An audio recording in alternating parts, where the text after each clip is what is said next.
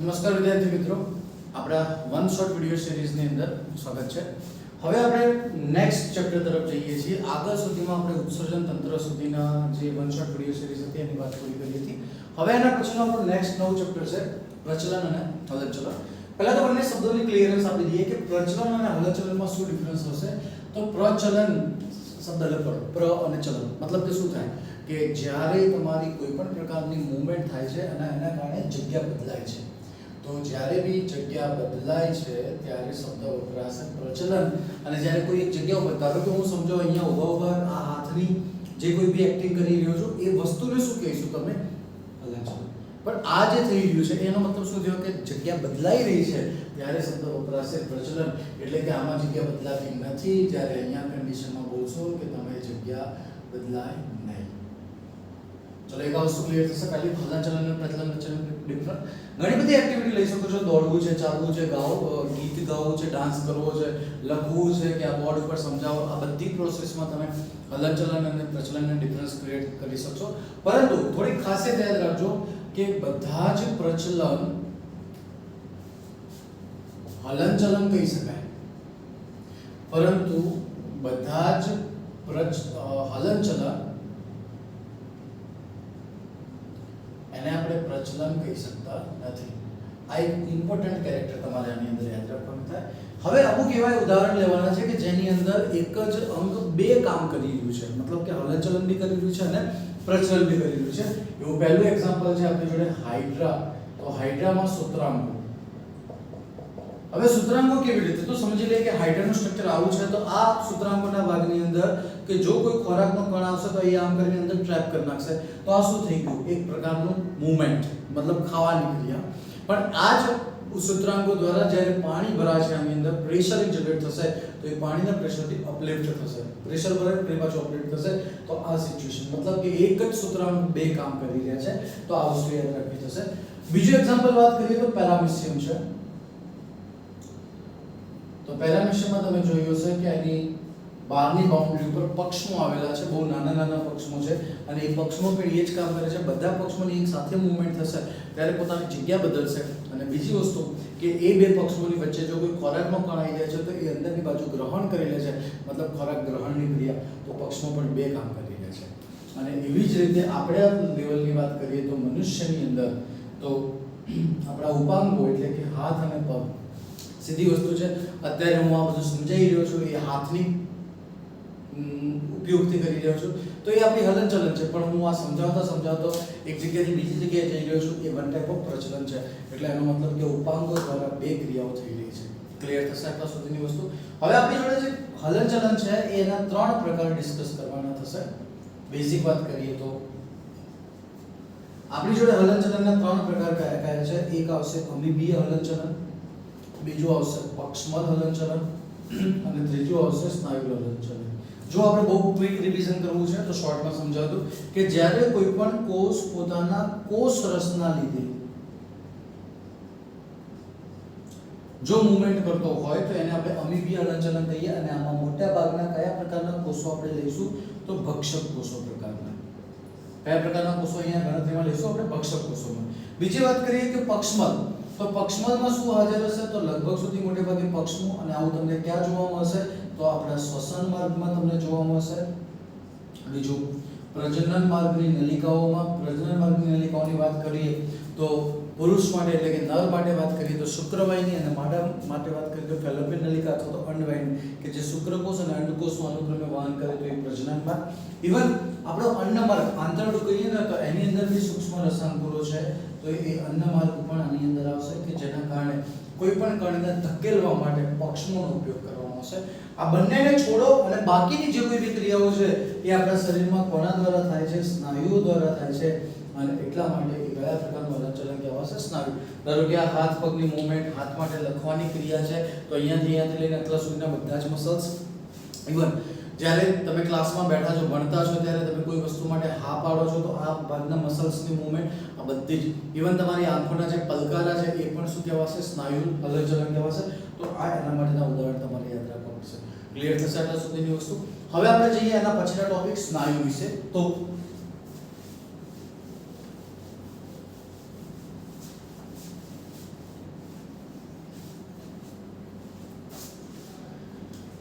चलो स्नायुओની વાત કરીએ તો સ્નાયુ એક સંકોચનશીલ કહી શકાય, એક્સાઇટેબિલિટી मतलब કે એનામાં ઉત્તેજનાત્મક ગુણધર્મ છે, કોન્ટ્રેક્ટિબિલિટી છે, એ એનામાં એક સ્ટ્રેચેબલ કેપેસિટી કહી શકાય. તો આવા બધા ગુણધર્મો છે. લગભગ સુધી કહી શકાય મોટાભાગના સ્નાયુઓ મધ્યગર્ભ સ્તરમાંથી બનશે અને આ સ્નાયુઓ જોડે સૌથી ઇમ્પોર્ટન્ટ જે ગુણધર્મ છે એ સંકોચન અને વિકોચન, જેના કારણે આપણે હાથ પગની અથવા તો શરીરની જે કહી શકાય એ મૂવમેન્ટો થઈ રહી છે. તો આવા આપણા શરીરમાં 3 પ્રકારના સ્નાયુ છે. એ સ્નાયુનું વર્ગીકરણ કરી લઈએ આપણે પહેલા. એક આવશે કંકાલ સ્નાયુ, બીજા આવશે સરળ સ્નાયુ અને ત્રીજા આવશે હૃદ સ્નાયુ. બરાબર. કંકાલ સ્નાયુ કેવા છે તો એના માટેની ખાસિયત રેખિત પ્રકારના છે, કેમ કે એની અંદર પટ્ટા જોવા મળશે. જ્યારે આની અંદર નથી તો આપણે એને અરેખિત સ્નાયુના નામે ઓળખીશું. બરાબર. બીજું, આ આપણી ઈચ્છા અનુસાર ચાલે છે એટલે કે ઈચ્છાવર્તી સ્નાયુ છે અને આ આપણા કંટ્રોલમાં નથી. શરીર પોતાના ચેતાતંત્ર અને અંતઃસ્રાવી તંત્રના નિયંત્રણમાં રાખે છે એટલે આપણે એને અનૈચ્છિક સ્નાયુઓ કહીશું. બીજું, આનું એક બીજું બી નામ છે સમતલ સ્નાયુ બી કહેવાશે આને. ચલો હૃદ સ્નાયુની વાત કરીએ તો હૃદ સ્નાયુ માત્ર એક જ જગ્યાએ જોવા મળશે, તમને હૃદયની દિવાલમાં, અને એ પણ આપણા કંટ્રોલમાં નથી मतलब કે અનૈચ્છિક નિયંત્રણ. અને જ્યારે અનૈચ્છિક નિયંત્રણની વાત આવે તો આ બંનેમાં એક જ વસ્તુ છે જે છે સ્વયંવર્તી ચેતાતંત્ર દ્વારા નિયંત્રણ થાય.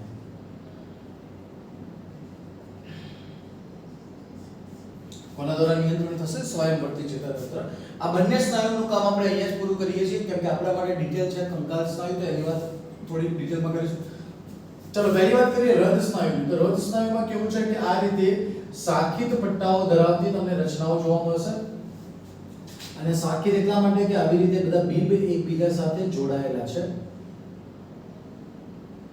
અને અહીંયા તમને આવી રીતે ચેમ્બર ડિવાઇડ કરેલા જોવા મળશે, જે હૃદયની દિવાલની ખાસિયત છે. ઓકે.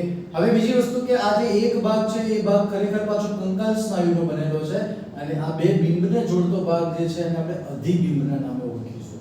કયા નામે ઓળખીશું? અધિબિંબ. હૃદ સ્નાયુની ખાસિયત છે જન્મથી કામ કરી રહી છે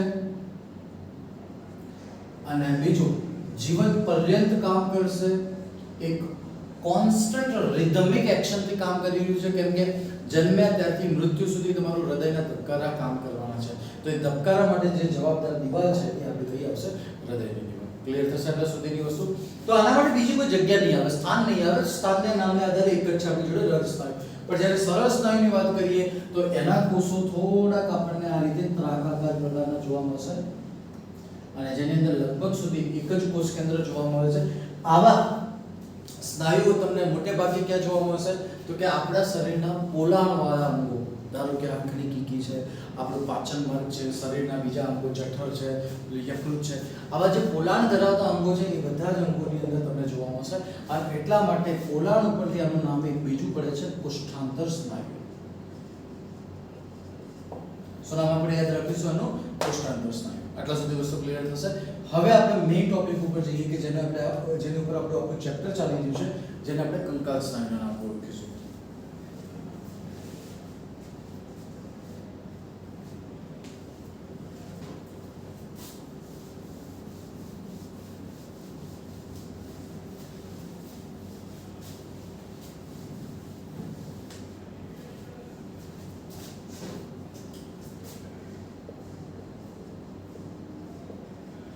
चलो कंकाल स्नायुની વાત કરીએ તો આપણે કહી દીધું એ પ્રમાણે રેખિત સ્નાયુ કહી શકશો, ઈચ્છાવર્તી સ્નાયુ કહી શકાય. આપણી ઈચ્છા અનુસાર કામ કરે છે એટલા માટે. પરંતુ આના જે સ્નાયુનો કોષ છે એને સામાન્ય કોષ સાથે આપણે કમ્પેર કરીએ તો સામાન્ય કોષ અને સ્નાયુ કોષ. જનરલી તમે જુઓ તો સામાન્ય કોષ એક ગોળાકાર રચના છે, જ્યારે આ થોડુંક લંબાયેલો કોષ પ્રકારની રચના છે. આની અંદર તમને મોટે ભાગે એક જ કોષ કેન્દ્ર જોવા મળે, આની અંદર તમને બહુ બધા જોવા મળશે. એટલે આ સિચ્યુએશન માટે આપણે શબ્દ વાપરીશું બહુકોષ કેન્દ્રી, અથવા જો કોઈને ઇંગ્લિશ નામ ખબર હોય તો સિન્સિડિયમ આપણે કહી શકશો. બરાબર. આની દિવાલ જે છે એને આપણે કોષ રસ પટલ કહીએ છીએ, જ્યારે અહીંયા શબ્દ વપરાશે સ્નાયુ રસ પટલ. બીજી વસ્તુ કે આની અંદર જે રસ હશે એને આપણે કોષ રસના નામે ઓળખીએ છીએ. જ્યારે આની અંદર જે હશે એને આપણે સ્નાયુ રસના નામે ઓળખીએ છીએ. અહીંયા કોષ કેન્દ્રની બાજુની અંદર તમને આવી રીતે જોવા મળશે ER, જેને આપણે અંતઃ કોષ રસજાળ કહીએ. અહીંયા બી આમની બાજુમાં છે જ, પણ નામ થોડું બદલાશે, જેને આપણે સ્નાયુ રસજાળના નામે ઓળખીશું. કયા નામે ઓળખીશું? સ્નાયુ રસજાળના નામે. ક્લિયર થશે આટલા સુધી? હવે આ જે તંતુઓ છે, ધારો કે મસલ્સ ની વાત કરીએ, સ્નાયુ, તો આપણા હાથમાં આ વચ્ચે એક અસ્થિ છે. અસ્થિની પરથી આખું મસલ્સ નો પટ્ટો ગોઠવાયેલો છે. સમજી લઈએ કે એ આ રીતે છે. આ આપણું હાડકા જેવી રચના, અને એની ઉપર આ રીતે મસલ્સ જો ગોઠવાયેલા છે. મસલ્સ નો આ જે જથ્થો છે એને આપણે એક સંપુટ તરીકે ઓળખી શકાય, કે જેની અંદર બહુ બધા મસલ્સ ના બંડલ, ફાઇબર્સ જે છે કહી શકાય, તંતુઓ એ જોડાણમાં છે, જૂથમાં જોડાણમાં છે. અને જ્યારે આપણે એનાલિસિસ કરીએ છીએ ત્યારે તમને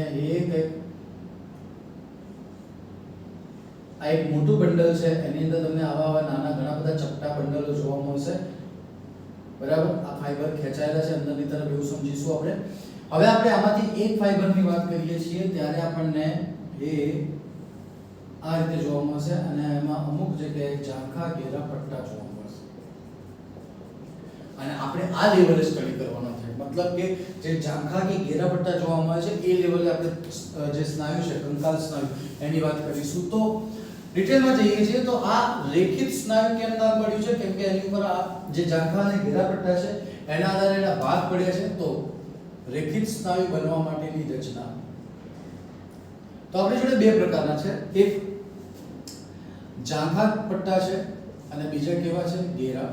હવે જે ઝાંખા બીંબ બનાવશે અથવા તો ભાગ બનાવશે એને આપણે આઈ બીમના નામે ઓળખીશું. જ્યારે જે ઘેરા બનશે એને આપણે એ બીમના નામે ઓળખીએ છીએ. એ કેમ આવ્યું? તો એનાઇસોટ્રોપિક નામ ઉપરથી આવશે, જ્યારે આ નામ આપણને ક્યાંથી મળશે? આઇસોટ્રોપિક ઉપરથી મળશે. ચલો, આઇસોટ્રોપિકના સેન્ટરમાં એના મધ્ય ભાગે આપણને એક લાઈન જોવા મળશે, જેને જેડ લાઈન એટલે કે ક્રાઉસ કલા કહીશું. જ્યારે આ બાજુથી કહીએ તો એ બીમ એ ડાર્ક છે, પણ એના મધ્યમાં એક ઝાંખો વિસ્તાર જોવા મળે, જેને આપણે એચ લાઈન કહીએ છીએ, જેને હેન્સનની રેખાના નામે ઓળખીએ છીએ. અને એના બી મધ્યમાં તમને એક એમ લાઈન જોવા મળશે, જેને મિસોગ્રેસી રેખાના નામે ઓળખીશું. ઇંગ્લિશ શબ્દ છે, આપણે એ યાદ રાખીશું. હવે આ ઝાંખા બન્યા કે ઘેરા બન્યા એ બધાનો આધાર એના પ્રોટીન છે. તો ઝાંખા માટે પાતળા પ્રોટીન જવાબદાર છે, જ્યારે ઘેરા માટે જાડા પ્રોટીન જવાબદાર છે. અને આ જાડા પ્રોટીનનું નામ શું થશે? Myosin protein. કયું નામે ઓળખાશે? માયોસિન. જ્યારે પાતળા પ્રોટીનની વાત કરીએ તો આપણે કયા નામે ઓળખીશું? એક્ટિન. હવે આ જે છે માયોસિન અને એક્ટિન, અને એના કારણે જ આપણા સ્નાયુઓ સંકોચન અને વિકોચન કરી રહ્યા છે. તો એના માટેથી આપણે એક નવું નામ પાડ્યું છે સંકોચનશીલ પ્રોટીનની રચના. પણ એના પહેલા આ વસ્તુ સમજાય તો સ્ટ્રક્ચર કઈ રીતે ગોઠવાશે એની વાત કરીએ, પછી આપણે સંકોચનશીલ પ્રોટીનની વાત કરીએ. તો શરૂઆતમાં વાત કરીએ તો આ રીતે સમજી લઈએ કે આપણી જોડે એ બીમ વચ્ચે ગોઠવાયેલો છે. આટલો વિસ્તાર આપણે એ બીમ કહીએ છીએ, આટલેથી આપણો વિસ્તાર આઈ બીમ છે, આટલેથી આટલો વિસ્તાર આઈ છે. મતલબ શું થઈ ગયું કે આટલો આઈ, આગળ આઈ, અલ્ટરનેટિવમાં વચ્ચે કોણ આવી ગયું? એ. હવે આપણે એવું કીધું હતું કે આઈ ના સેન્ટરમાં ઝેડ જોવા મળે છે.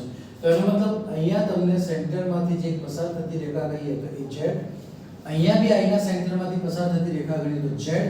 પણ બીજી વસ્તુ વિચારો કે એના સેન્ટરમાંથી એક ઝાંખો વિસ્તાર પસાર થાય છે, જેને આપણે H નામે ઓળખીશું. અને H ના સેન્ટરમાંથી એક લાઈન પસાર થાય છે, જેને આપણે M ના નામે ઓળખીશું. મતલબ શું થશે? આવી રીતે યાદ રાખી શકો કે I ના સેન્ટરમાં Z મળશે, E ના સેન્ટરમાં H મળશે, H ના સેન્ટરમાં M મળશે. તો બે સક્સેસિવ એકબીજાથી નેક્સ્ટ અંતરે આવેલી Z રેખા, મતલબ કે આ Z થી આ Z વચ્ચેનું અંતર કહીએ તો એને આપણે સ્નાયુ તંતુક ખંડના નામે ઓળખીએ છીએ. એક સ્નાયુ તંતુક ખંડ એટલે શું? તો કે અડધો I પૂરેપૂરો A અને અડધો I, એટલે કે આનો મતલબ શું થયો કે એક સ્નાયુ તંતુક ખંડ બરાબર 1/2 I plus full A plus 1/2 I. આટલું બંધારણ તમારે એના માટે યાદ રાખવું પડશે. ક્લિયર થશે આટલા સુધીની વસ્તુ?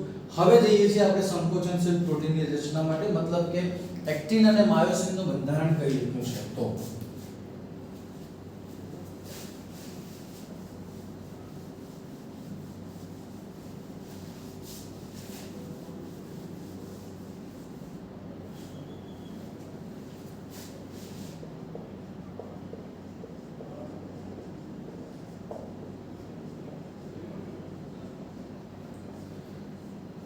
આપણી જોડે બે પ્રોટીન છે, પાતળા પ્રોટીનને એક્ટિન કહીએ છીએ, જ્યારે જાડા પ્રોટીનને આપણે માયોસિનના નામે ઓળખીશું. હવે કઈ રીતે સિસ્ટમ ચાલશે તો એની વાત કરીએ.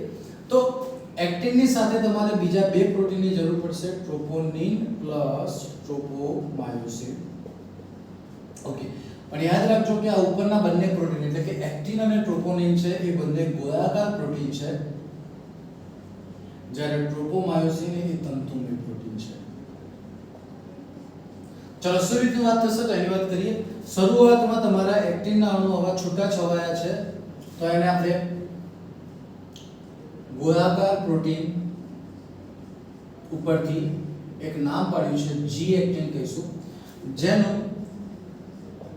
Mg+2 ની હાજરીમાં પોલિમરાઇઝેશન થઈ અને જોડાઈ જશે અને એક લાંબી શૃંખલા બનાવે છે, તંતુ બનાવે છે, અને તંતુ એટલે કે ફાઇબ્રસ, અને ફાઇબ્રસ ઉપરથી નામ પડી ગયું એફ એક્ટિન. ચલો શું નામ પડી ગયું? F actin. હવે આપણે બે પ્રોટીનની જરૂર પડશે, ટ્રોપોમાયોસિન અને ટ્રોપોનિન. તો ટ્રોપોમાયોસિન એ તંતુમય છે જે આના ઉપર થોડુંક પેકિંગ જેવું કામ કરશે, એ આ રીતે સર્પાકાર રીતે એની ઉપર વીંટાઈ જશે, કોઇલની જેમ એ પૂરું કરશે. એટલે આ તમારું પ્રોટીન જે તંતુમય જોડ્યું એ કયું આવી ગયું? ટ્રોપોમાયોસિન. હવે શું થશે તો છેલ્લું બધું ટ્રોપોનિન. તો ટ્રોપોનિન ખરેખર તમારી જોડે ત્રણ છે, જેને ટીપીસી, પછી ટીપીઆઈ અને ટીપીટી ના નામે ઓળખીએ. શોર્ટમાં તમે ટીક યાદ રાખી શકો છો. તો એવા ત્રણ અણુઓ અમુક અંતરે તમને ગોઠવાયેલા જોવા મળશે.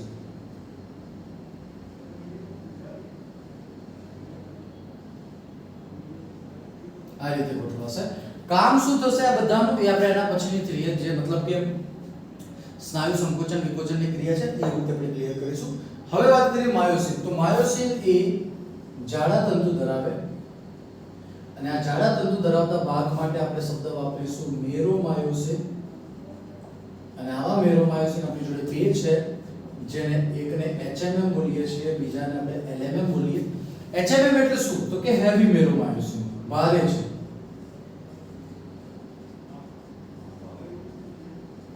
અને જ્યારે આને આપણે કહીશું લાઇટ મેરોમાયોસિન. ઓકે, હવે HMM અને LMM ની ગોઠવણી કેવી રીતે છે?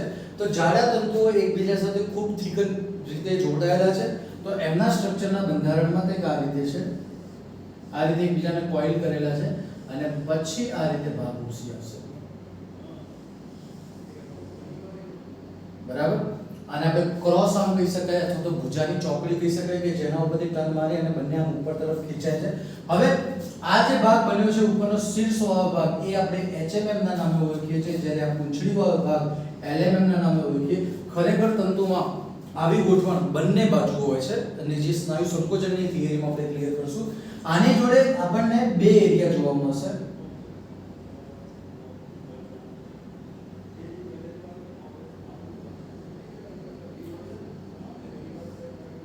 એક જેને આપણે એક્ટિન જોડાણ સ્થાનના નામે ઓળખીએ, અને બીજું કોઈ પણ પ્રકારની સ્નાયુ સંકોચનની ક્રિયા માટે તમારે મસલ્સ એટીપી ની જરૂર પડે છે, તો બીજું જે છે એ એટીપી જોડાણ સ્થાન છે.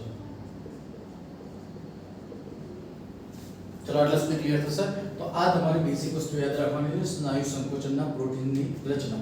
હવે એના પછી આપણે વાત કરીએ છીએ કે જેની અંદર સ્નાયુ સંકોચનની ક્રિયાવિધિ કેવી રીતે થશે, તો એના વિશે.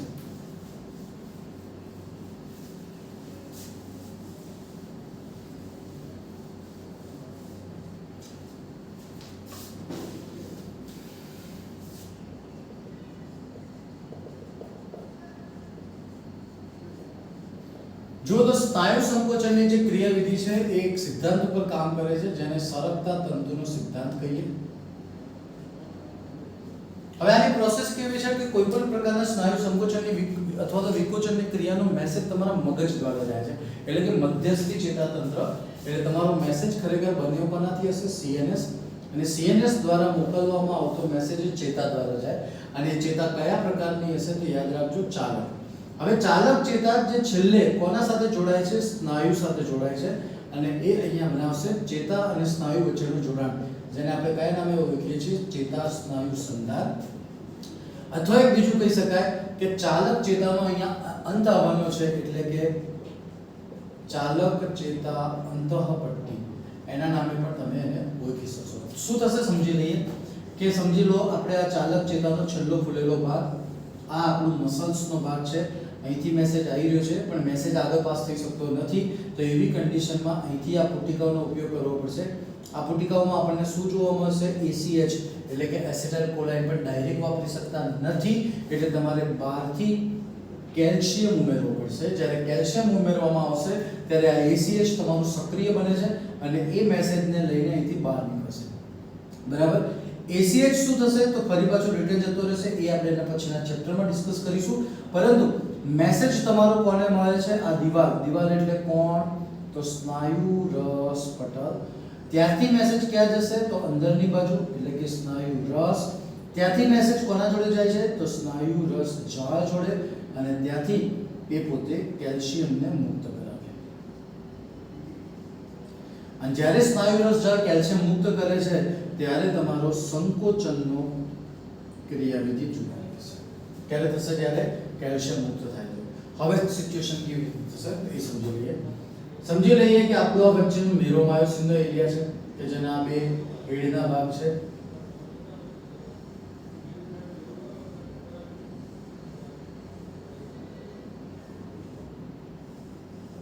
બરાબર. અહીંયા આપણું પેલું એક્ટિન વાળી રચના હું એક જ ભાગથી સમજાવીશ. સિચ્યુએશન એવી થશે કે જ્યારે તમારા મગજ દ્વારા આ મેસેજ પહોંચ્યો છે, આ આખી પ્રોસેસ થઈ, કેલ્શિયમ મુક્ત થયો, તો એ કેલ્શિયમ આના ઉપર આવેલા પેલા ટીપીસી ઉપર જોડાય છે.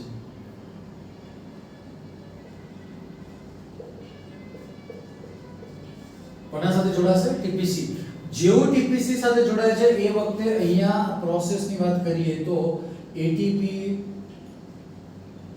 તૂટે અને કન્વર્ટ થાય ADP + PI.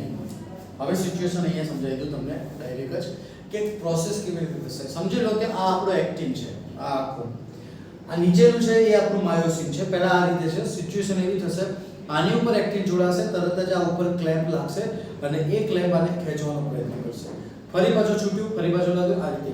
તો એનો મતલબ કોને ધક્કો લાગી રહ્યો છે? તો કે ઉપર તરફનો આ જે પ્રોટીન છે એને અંદરની તરફ ધક્કો લાગી. સેમ પ્રોસેસ આ બાજુ બી થશે, આ બી અંદર તરફ ધક્કો લાગશે. પણ આપણને ખબર છે કે વચ્ચેનો ભાગ કયો છે? ઝાંખો છે. મતલબ જ્યાં સુધી આ તંતુ આટલા સુધી નથી આવતા ત્યાં સુધી આપણને ખરેખર સંકોચનની ખબર પડતી નથી. તો હવે શું થશે કે જ્યારે આ વધારે પડતું ધક્કો લાગશે ત્યારે અંદર પ્રવેશે છે, અને જ્યારે તમારો આ વિસ્તાર એટલે કે H વિસ્તાર ઘટે અને ત્યારે કહી શકાય કે સ્નાયુ સંકોચન થઈ રહ્યું છે.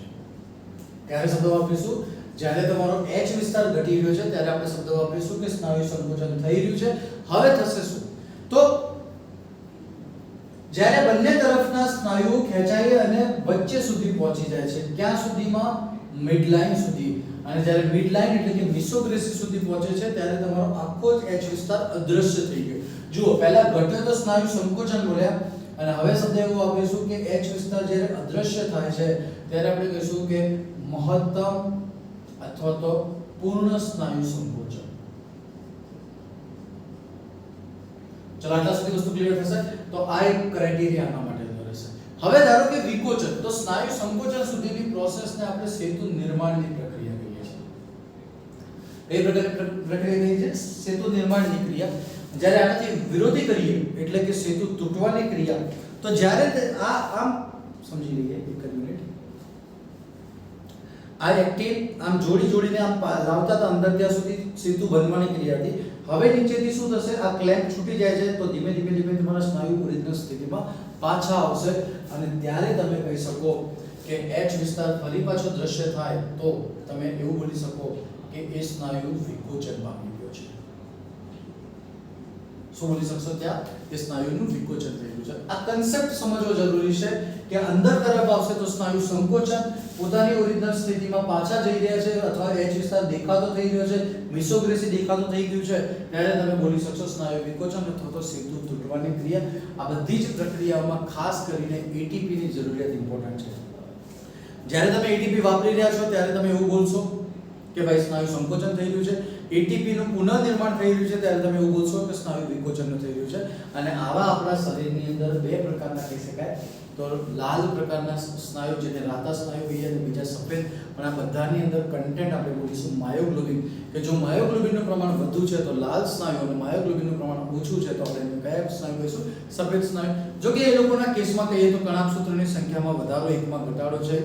એના ઓપોઝમાં જઈએ તો અંતઃકોષ રચના આ બાજુ ઓછા છે તો આ બાજુ વધારે, મતલબ કે લાલ અને સફેદ સ્નાયુ. તો આપણે ધારો કે આંખની આ કીકીવાળા ભાગની વાત કરીએ તો આજુબાજુમાં તમને સફેદ સ્નાયુ જોવા મળે છે. લાલ સ્નાયુ ખાસ કરીને પક્ષીઓમાં જે કહી શકાય જો ઉડ્ડયન માટે કામ આવે છે. બીજું તમે કોઈ બી નેટ ઉપર ડાયાગ્રામ સર્ચ કરો છો કોઈ બી મસલ્સનો તો એ મસલ્સમાં રેડની સાથે સફેદ પટ્ટા બી જોવા મળે છે, એ બતાવશે તમને પ્રેઝન્સ સફેદ સ્નાયુ. ક્લિયર થશે એટલા સુધી? તો આ એક અડધો પોર્શન પૂરો થાય છે આપણા ચેપ્ટરનો, જેની અંદર સ્નાયુ વિશેની વાત થઈ. હવે આપણે વાત કરીશું કંકાલ તંત્ર વિશે. આપણું કંકાલ તંત્ર ઓલમોસ્ટ કહીએ તો અસ્થિઓથી અને કાસ્થિઓથી બનેલું છે. કાસ્થિની આપણે કોઈ પણ પ્રકારની અહીંયા ગણતરી કરતા નથી, પણ ખરેખર 639 પ્રકારના જે કહી શકાય એવા કાસ્થિ આવેલા છે. જન્મ સમયે અસ્થિઓની સંખ્યા કંઈક અલગ છે. ધીમે ધીમે 6 વર્ષની આજુબાજુમાં કહીએ તો બધા અસ્થિઓ ભેગા થતા જાય છે અને એ સંખ્યામાં થોડો ઘટાડો થતો જાય છે અને ટોટલ આપણી જોડે અસ્થિ બને છે 206. બરાબર. હવે 206 અસ્થિઓની વાત કરીએ તો આપણી જોડે બે પ્રકારના તંત્રો બને છે. એક અક્ષીય કંકાલ તંત્ર અને બીજું કહી શકાય છે ઉપાંગીય કંકાલ તંત્ર. ચલો વાત કરીએ બધા અસ્થિઓની. તો અક્ષીય કંકાલ તંત્રમાં કોનો સમાવેશ થશે? તો એક તો મસ્તકના અસ્થિ, બીજા આવશે ચહેરાના અસ્થિ, ત્રીજા નંબરે આપણે કરોડ સ્તંભ બી લઈ લઈશું આની અંદર, પછી પાંસોયો બી લઈ લઈશું, ધ્રિત અસ્થિ બી લઈ લઈએ અને કર્ણાસ્થિ બી લઈ લઈશું. ગણી લઈએ ટોટલ કેવી રીતે થશે. તો મસ્તકના અસ્થિ આવશે 8, ચહેરાના આવશે 14, કરોડ સ્તંભના આવશે 26, અહીંયા 24 + 1 એટલે કે 25, ધ્રિત અસ્થિ આવશે 1 અને કર્ણાસ્થિ આવશે ટોટલ 6. અને આ બધાનો ટોટલ કરતા તમને અક્ષીય કંકાલ તંત્ર મળશે 80. બરાબર. હવે વાત કરીએ કે દરેકમાં ભાગ કેવા છે. તો મસ્તકના અસ્થિ છે એની અંદર અગ્ર કપાલી એક જ, મધ્ય કપાલી 2 આવશે, શંખખંડ એ પણ 2 આવશે, જ્યારે પશ્ચો કપાલી 1 આવશે. તો અત્યાર સુધીનો ટોટલ મારો 6 થઈ જાય છે. જુઓ, અગ્ર કપાલી આવશે, પછી આવી મધ્ય કપાલી 2, શંખકના 2 આવશે, પશ્ચો કપાલી 1. પણ અંદર તરફ જાવશો ત્યારે તમને બીજા બે નામ જોવા મળશે. એક સ્ફિનોઇડના નામે અને એક નામ આવશે એથમોઇડ, એ પણ એક આવશે. ચલો આટલા સુધીનું ક્લિયર થશે. તો આ 8 અસ્થિઓની ગોઠવણી થઈ ગઈ. ચલો હવે વાત કરીએ ચહેરાના અસ્થિ. તો પહેલું આવશે નાસાસ્થિ, જે તમારા 2 છે નાક ઉપર, એની એક્ઝેક્ટ પાછળના ભાગે અંતઃ નાસાસ્થિ કોન્ચી કહીશું, એ પણ 2 આવશે. ચલો આ થઈ ગયા. હવે આમાં આવો તો જાયગોમેટિક, આ આંખની નીચે સોરી લેક્રિમલ કહેવાશે. તો લેક્રિમલ બી આપણને કેટલા મળશે? 2. લેક્રિમલથી થોડા આગળ આવો તો આ જે ઉપસેલો ભાગ દેખાય છે એના ટેરવા ઉપર, જેને જાયગોમેટિક કહીએ, એ પણ 2 આવશે. ચલો જાયગોમેટિક થી થોડા નીચે આવશો તો આ ભાગ આવશે આપણા એક્ઝેક્ટ નાકની બાજુમાં, જેને તાલુકી કહીએ આપણે, એટલે કે તાળું કહી શકાય, એ ઉપર તરફનું એક આવશે. હનુ અને અધોહનુ આવશે, એ પણ એક આવશે.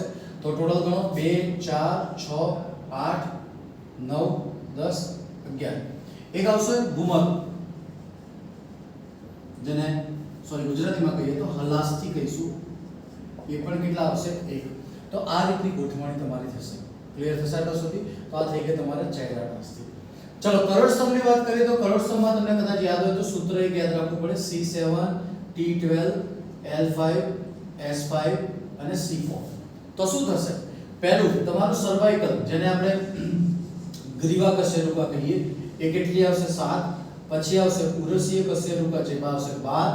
ચલો પછી આવશે કટી, એ આવશે 5. પછી આવશે ત્રિક, એ પણ આવશે 5.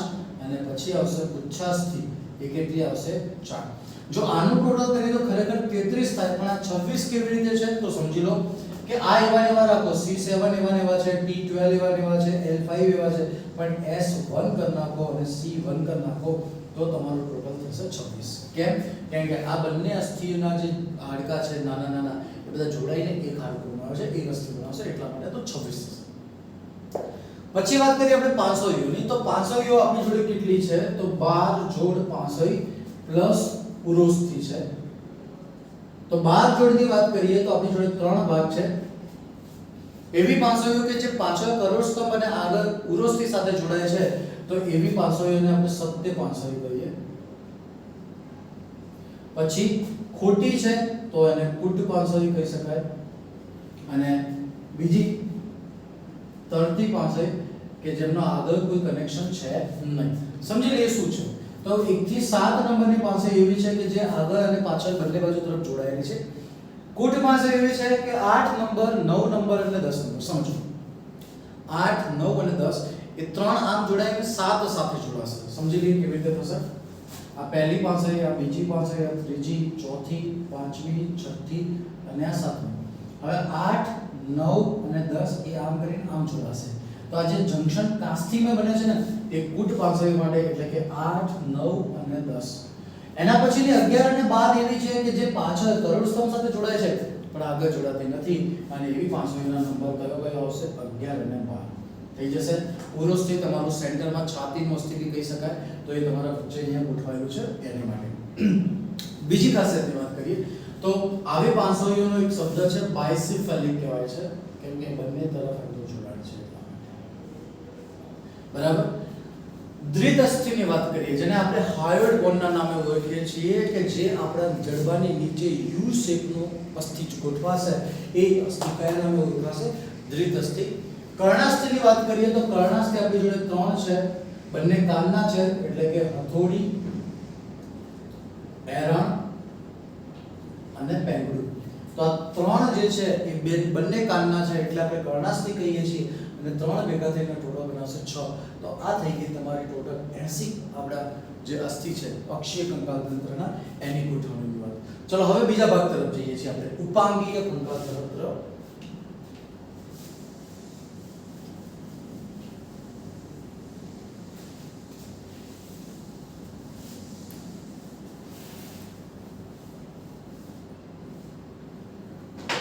તો ઉપાંગીય કંકાલ તંત્ર ટોટલ 126 અસ્થિથી બનશે, પણ એમાં બી બે ભાગ પાડીશું આપણે.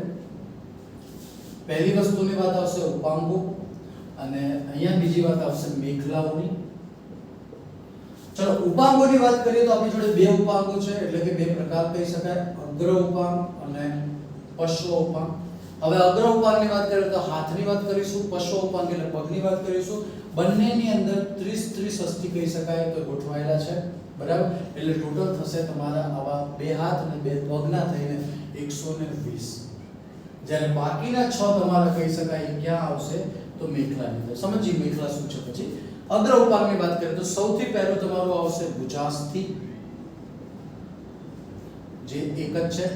ચલો પછી આ અહીંયા બે હાડકા છે જેના કારણે તમારા રેટિક્યુલેટ થઈ જાય છે, તો એને અરિય અને પ્રકોષ્ઠાસ્થિ કહીશું, જે પણ એક આવશે. ચલો પછી આપણું કાંડું છે મણિબંધાસ્થિ કહેવાશે. પછી આવશે પશ્વ મણિબંધાસ્થિ, જે આપણી હથેળીનો ભાગ બનાવશે, જે 5 આવશે. બાકી રાખ્યું છે લોજિક લગાવવાનું છે એટલા માટે. અને છેલ્લી આપણી અંગુલ્યાસ્થિ. હવે અંગુલ્યાસ્થિમાં શું કરો, વેડા ગણી લો તો 4 તરી 12 થશે, અને અહીંયા 2 આવશે તો 12 ને 2 14. તો અહીં કે 14. હવે આ ટોટલમાં 30 થવું જોઈએ, તો 14 ને 5 19 ને 20 ને 21 ને 2 22. કેટલા ફૂટ્યા? 8. તો આ 8 અહીંયા આવશે. કેમ? કેમ કે આવું નામ પગમાં બી આવે છે, પણ ત્યાં કન્ફ્યુઝન કરશે એટલા માટે. તો આ થઈ ગઈ તમારી ટોટલ 30 અસ્થિની ગોઠવણી. પશ્વ ઉપાંગની વાત કરીએ તો પહેલું આપણું જાંઘનું અસ્થિ, સૌથી ભારેમાં ભારે, લાંબામાં લાંબુ, મોટામાં મોટું અસ્થિ કહી શકાય. તો એવું તમારે યાદ રાખવાનું છે, ઉર્વસ્થિ, જે આવશે 1. ચલો એના પછી આવશે આપણી ઢાંકણી, એ પણ એક આવશે. પછીના જે પગમાં બે અસ્થિ છે જે અહીંયા આવશે તમારા ઢીંચણથી નીચેના ભાગમાં, એમાં આવશે ટિબિયા અને ફિબ્યુલા. જે પણ એક એક આવશે. એના પછી પગની એડીનો ભાગ જે આવો પંજાનો નીચેનો એડીનો ભાગ બનાવશે. એની અંદર વાત કરીએ તો ગુલફાસ્થી શબ્દ વપરાશે જે 7 આવશે. પછી આવશે પશ્વ ગુલફાસ્થી જે પગનો નીચેનો પંજો જેને આપણે શોલ અથવા ટોઝ કહીએ છીએ એ આવશે 5. અને પગની પણ આંગળીઓ છે તો અંગુલ્યાસ્થિ જે કેટલી આવશે તો 14. તો આ ગોઠવણી પણ કેટલી થશે તમારી ટોટલ 30. બરાબર. તો અગ્ર ઉપાંગ અને પશ્વ ઉપાંગ થઈ જશે. હવે એના પછી આપણે જઈએ છીએ મેખલા તરફ.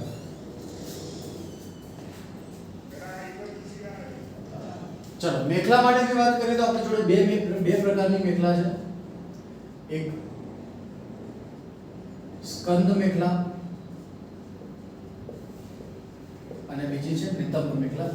સ્કંદ મેખલાની વાત કરીએ તો આપણી જોડે 2 અસ્થિ આવશે પણ ટોટલ કરીશું આપણે 4 અહીંયા અને અહીંયા કરીશું 2. એક આપણું અહીંયા શોલ્ડરની અંદરની બાજુ અહીંયા એક ત્રિકોણાકાર અસ્થિ આવશે જેને આપણે સ્કંદાસ્થિના નામે ઓળખીએ છીએ. સોના નામે ઓળખીશું સ્કંદાસ્થિ. અને બીજું અહીંયાથી આપણે કોલર બોનની જોડેથી જાય છે જેને અક્ષક કહીએ છીએ. થોડું ડાયાગ્રામથી સમજવાનો પ્રયત્ન કરીએ તો આ રીતે આપણું એક ત્રિકોણાકાર અસ્થિ ગોઠવાયેલું છે અને અહીંયાથી તમારું અક્ષક પસાર થઈ રહ્યું છે. મતલબ આ આપણું હાડકું અને અહીંયાથી તમારું ત્રિકોણ અસ્થિ. આ ભાગ કે જ્યાંથી પોતે જોડાઈ રહ્યું છે તેને સ્કંધાગ્ર પ્રવર્ધ કહીએ છીએ. હવે સ્કંધાગ્ર પ્રવર્ધનો મતલબ શું થાય છે કે આપણા અક્ષકથી શોલ્ડરની જે મૂવમેન્ટ છે આ મૂવમેન્ટ કરવા માટે જે જવાબદાર કહી શકાય એ આ ભાગ આવશે. આર્ટિક્યુલેશન અહીંયાથી મળશે. બીજી વસ્તુ કે સ્કંધાસ્થિની અંદર એક આ રીતે ઉલુખલ ખાડો આવેલો છે કે જેની અંદર આપણું ભુજાસ્થિ ગોઠવાશે તો જેને આપણે સ્કંદ ઉલુખલ કહીએ છીએ. કયા નામે ઓળખાશે એને? સ્કંદ ઉલુખલ. તો આ રીતની ગોઠવણી રહેશે. અક્ષકને આપણે હાંસળીનું હાડકું બી કહી શકાય છે, કોલર બોનના નામે પણ આપણે એને ઓળખી શકીએ છીએ. બીજો કેસ વાત કરીએ નિતંબ મેખલા. તો નિતંબ મેખલાની અંદર અચ્છા આ 4 કેવી રીતે થશે તો એક બાજુના 2 અને આ બાજુના 2 ટોટલ થશે 4. નિતંબ મેખલામાં કેવું છે કે આપણે આખો કમરનો ભાગ બનાવવાનો. હવે કમરના ભાગ માટે વાત કરીએ તો એક્ચ્યુઅલી 2 શ્રોણી અસ્થિ છે જેની અંદર આસનાસ્થિ, નિતંબાસ્થિ અને પૂર્વ નિતંબાસ્થિ. આ 3 અસ્થિ છે જે જોડાઈને આખું કમરનો ચક્ર કહી શકાય એ બનાવી રહે છે. એટલે યાદ રાખજો કે એક શ્રોણી અસ્થિ 3 હાડકાઓથી બની રહી છે. 3 હાડકાઓથી અને બીજું શ્રોણી બી 3. આમ 3 ની ભેગી થઈને અરેન્જમેન્ટ થશે. સમજાવી લો. પાછળનો ભાગ છે આપણો આ જેને આસનાસ્થિ કહીએ. આ 2 અંગૂઠા અમે બનાવીએ છીએ. પછી આ રીતે કમરની બાજુમાંથી જાય છે એ નિતંબાસ્થિ કહેવાશે. અને આગળની તરફ આમ જોડાણ ભાવ ભાગ છે આપણો આગળનો ડૂંટીથી નીચેના ભાગ તરફ જઈએ છીએ તો એ તમારું કહેવાશે પૂર્વ નિતંબાસ્થિ. ખ્યાલ આવશે આટલા સુધીની વસ્તુ?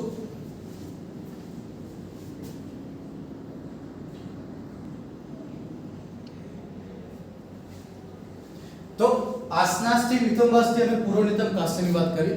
હવે આમાં બી કેવું છે કે બંને બાજુના જ્યારે આપણે જોડાણ કરીએ છીએ તો નીચેની બાજુ પગ માટે એટલે ઉર્વસ્થિ માટેની જગ્યા છે તો એને આપણે ઉલુકલ કહીશું. બરાબર. એટલે આ પ્રકારના જે સાંધા છે જેને કંદુક ઉલુકલ કહેવાય કે જેની અંદરથી તમારો હાથ કે પગ ફ્રીલી રોટેટ કરી શકે. તમે આ ભાગ જુઓ તો આખો તમારો રોટેશન કરી શકશે. તો એ કંદ ઉલુકલ અને એવી રીતે તમારો પગ નીચેની તરફ ફ્રી રોટેશનમાં છે તો એને આપણે કંદુક ઉલુકલના નામે ઓળખીએ. બીજી વસ્તુ યાદ રાખજો કે જ્યારે આ 3 હાડકાઓથી આમ કરીને આમ રેન્જ બને છે તો આગળની બાજુ બંને જે ભાગ જોડાઈ રહ્યા છે પૂર્વ નિતંબ કાસ્થિવા અને એ જોડાણવાળા ભાગ માટે એક શબ્દ યાદ રાખવાનો થાય છે તમારે સંધાન રેખા. શું શબ્દ યાદ રાખવો પડશે તમારે એના માટે? સંધાન રેખા. તો આ ખાસિયત એના માટે હશે. ક્લિયર થશે આટલા સુધી? હવે છેલ્લા પોઈન્ટ તરફ જઈએ છીએ આપણે તો સાંધાઓની વાત છે. થોડીક સુપરફિશિયલ ડિસ્કશન કરવાની થશે આના અંદર.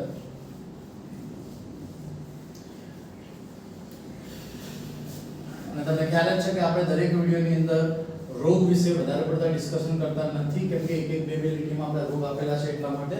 તો સાંધાઓની વાત કરીએ તો આપણી જોડે 3 પ્રકારના સાંધા છે. પણ પહેલા ક્લિયર કરો કે સાંધા કોના વચ્ચે હોઈ શકે?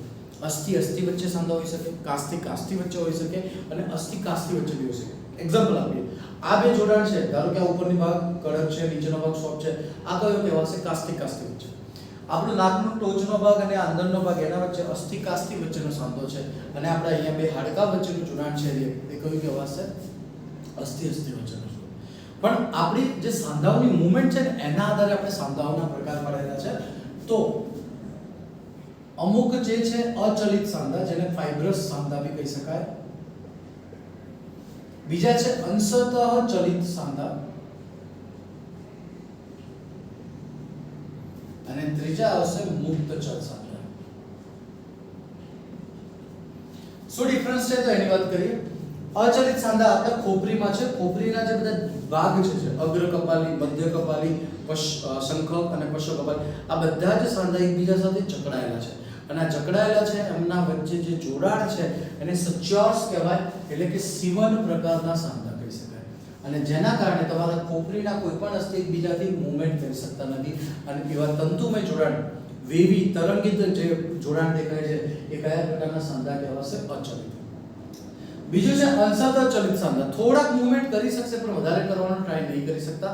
એવો ભાગ કયો? તો આપણો કમર અને પાછળની કરોડરજ્જુ. સમજી લો, આ કમરનો ભાગ રાઉન્ડ છે, આ પાછળની કરોડરજ્જુ છે. તમારું બોડી કરોડરજ્જુ કમર સીધી રાખી કરોડરજ્જુ સાથે મૂવમેન્ટ કરવાનો ટ્રાય કરો તો આ બાજુ સ્લાઇડ જશે, આ બાજુ સ્લાઇડ જશે, પાછળ થોડુંક જ જશે, પણ આગળ નમવું છે તો તમારે કમર સાથે નમવું પડશે. ધારો કે નાનપણની અંદર તમે આપણે ગુજરાતીમાં કહી શકાય ને અંગૂઠા પકડવા.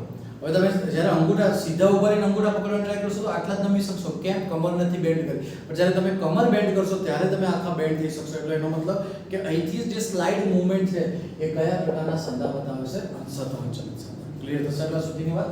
ત્રીજા મુદ્દા ઉપર જઈએ આપણે છેલ્લા, મુક્ત ચલ સાંધા, જેને સાયનોવિયલ સાંધા બી કહેવાય. સમજવું શું છે તો એક હાડકાથી લઈ અને બીજા અસ્થિ, મતલબ બંને અસ્થિ વાત કરીએ છીએ, એ બંનેની વચ્ચે ગેપ છે તેને સાયનોવિયલ પોલાણ કહીએ, અવકાશ ડીપો. અને એની અંદર એક પ્રવાહી છે જેને આપણે સાયનોવિયલ પ્રવાહી કહીએ છીએ, બરાબર. અને એ સાયનોવિયલ પ્રવાહી ઘર્ષણ નિરોધક તરીકે વર્તે. ધારો કે એક સીધી વસ્તુ છે, તમારા આંગળીના બે વચ્ચેની જે મૂવમેન્ટ છે એકદમ ફ્લેક્સિબલ છે અને આ વચ્ચે શું છે? ઓઇલિંગ જેવું કામ છે. કોનું છે? સાયનોવિયલ પ્રવાહી. બ્લડમાંથી જ બનતો ઘટક છે, પણ આના માટે બી થોડી સ્પેશિયલ છે કે અસ્થિનો જે ટોચનો ભાગ છે એની ઉપર કાસ્થી આવેલો છે અને કાસ્તીના કારણે પોતે ફ્લેક્સિબલ થઈ શકે છે. આવા કેટલા સાંધા છે તો એની વાત કરીએ. મિજાગ્રાનો સાંધો, ધારો કે આપણી હાથની કોણી કે પગનો ઢીંચણવાળો ભાગ, એ કયો સાંધો કહેવાશે? મિજાગ્રાનો સાંધો. તમારું ગરદન અને જે શીર્ષ છે એનો સાંધો જુઓ, ઉખળીનો સાંધો કહેવાય, જે આપણી પહેલી અને બીજી કશેરુકા વચ્ચે છે, જે 180 સુધી તમારા ફેસને રોટેટ કરી શકે છે. આ રીતે એ ભાગ અહીંયા પહેલી અને બીજી કશેરુકા વચ્ચે. બીજું સેડલ જોઈન્ટ કહી શકાય, જે ફરતા વળી શકે એવા સાંધા, તમે અંગૂઠાના કહી શકશો તો એ ખાસિયત આવશે. આ શોલ્ડર વાળો, જેને કંદુકુલ્લુકલ કીધું કે દરેક પ્રકારની મૂવમેન્ટ કરવા માટે પોતે જવાબદાર છે. તો આવા પ્રકારના સાંધાઓની વાત આપણે ફરનામાં કરીશું મુક્ત ચલ સાંધાઓ. ક્લિયર થશે આટલા સુધીની વસ્તુ? છેલ્લે રોગોની વાત કરી દઈએ. માયસ્થેનિયા ગ્રેવિસ, કે જેની અંદર તમારા મગજ તરફથી આવતા મેસેજ જો પૂરેપૂરા સ્નાયુઓ સુધી કે અસ્થિ સુધી ના પહોંચતા હોય ત્યારે થોડીક લકવા જેવી અસર દેખાશે, તો એ વસ્તુ એના માટે આવશે.